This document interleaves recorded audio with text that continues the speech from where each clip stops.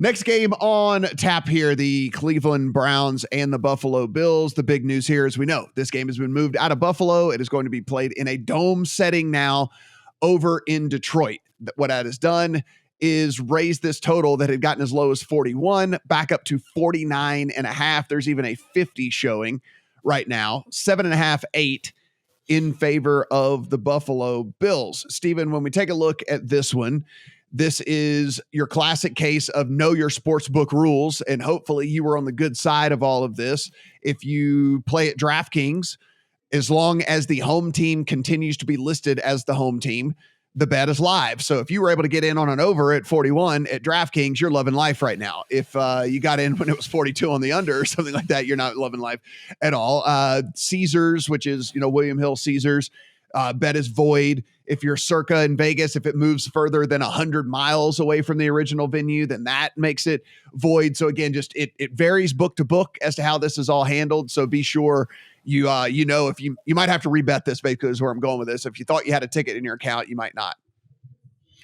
100 miles. Oh, that's an interesting caveat. Yeah. Is it by air miles or is it by highway miles? Yeah, I don't know. Walking mile. I don't know. Straight line miles. I don't know how they do it, but within 100 miles. Yeah. That's a fun one by Circa. So am I the only one here that doesn't really care about the line movement? Because I understand why the Bills went from being around 8.5 in Buffalo to 7.5 in a lot of spots here. You don't have home field advantage anymore. And I get that. But I feel like I'm in the minority this week in the belief that the Buffalo Bills offense on a neutral field in perfect conditions in a dome environment is better than having the Buffalo offense in a home game outdoors in the cold with wind with maybe some snow. So that's my opinion of this game. I was happy to see the change of venue. I was even happier to see that I get an even better number to tease the Buffalo Bills. I went hard on the Bills -1.5 for a teaser leg this week. And the Browns defense has been terrible. They have given up 30 points in recent weeks to the Chargers, the Patriots, the Dolphins. And after the first month of the season, if you take those first 4 weeks out, the Browns defense is 31st in EPA per play allowed, 28th in success rate allowed. And I just think the Bills have been unlucky in 2 of their 3 losses this year. They ran 51 more plays than Miami. They went 2 for 4 in the red zone, lost by 2. They went 3 for 6 in the red zone against Minnesota and had literally the craziest sequence of events I've ever seen in a fourth quarter for that game to get to overtime, for them to lose the game. Just absolutely wild ending here. So I thought it was a gift to get Buffalo -1.5 on a teaser leg this week, and I ran and bet it. Adam, we talked about, these dead over teams. One of the other teams that we've been screaming about that even though they run the ball as much as they do, they're efficient at running the ball and their defense has been trash, is this Cleveland team.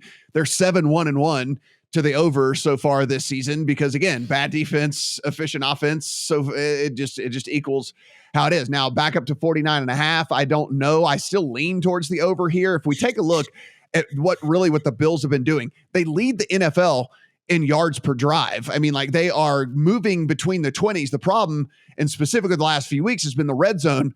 Of all the guys that actually still have their job, Josh Allen has the worst EPA per play inside the red zone in the NFL the last 3 weeks. Only Sam Ehlinger was worse than him. And of course, we know he didn't have his job anymore. So it hasn't been moving the ball. You can look at these box scores. They have massive yardage totals.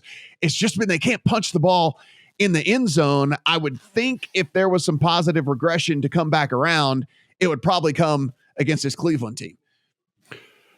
There is. I also would look at the last 3 weeks and say he's thrown at least 2 interceptions in all 3 of those games. And all 3 of those games are when we know that he's been hurt.